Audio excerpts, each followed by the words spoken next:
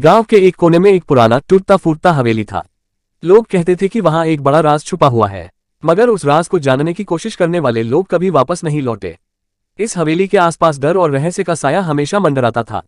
रवि, गांव का एक जिज्ञासु और साहसी युवक, बचपन से इस हवेली की कहानियों को सुनकर बड़ा हुआ था। उसकी जिज्ञासा इस हद तक बढ़ चुकी थी कि उसने तय कर लिया कि वह इस राज से पर्दा उठाएगा। एक अंधेरी रात, चांदनी की हल्की रोशनी में रवि ने अपने हाथ में एक टॉर्च और एक पुराना नक्शा लिया। वह हवेली के बड़े फाटक के पास पहुंचा।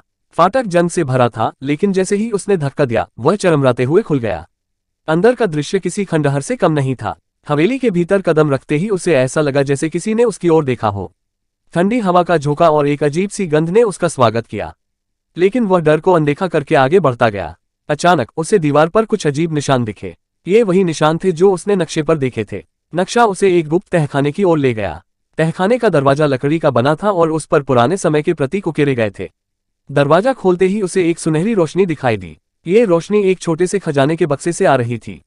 बक्सा बहुत भारी था, लेकिन उसकी उत्सुकता उसे खोलने के लिए मजबूर कर रही थी। जैसे ही उसने बक्सा खोला, उसमें सोने चांदी के आभूषण, दुर्लभ रत्न और एक प्राचीन पुस्तक थी। वह पुस्तक किसी प्राचीन राजघराने के बारे में थी, जिसमें जादू और रहस्य से जुड़े अनगिनत तथ्य दर्ज थे। लेकिन तभी अचानक बक्से के पास रखी एक प्रतिमा से आवाज आई, जो इस खजाने को ले जाना चाहेगा, उसे इसके अभिशाप का सामना करना होगा। रवि का दिल तेजी से धड़कने लगा। उसने तुरंत समझ लिया कि यह खजाना केवल लालचियों को फंसाने के लिए था।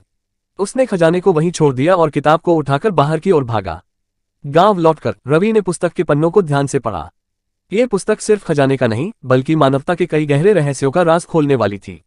उसने इस पुस्तक का उपयोग गांव और समाज की भलाई के लिए करने का निर्णय लिया। हवेली का राज अब भी बना हुआ था, लेकिन रवि को पता चल गया था कि सच्चा खजाना वह नहीं था जो चमकता है, बल्कि वह है जो ज्ञान और अच्छाई में छुपा है। शिक्षा, लालच और अंधविश्वास से ऊपर उठकर सच्चाई और ज्ञान की ओर बढ़ना ही जीवन का सच्चा उद्देश्य है।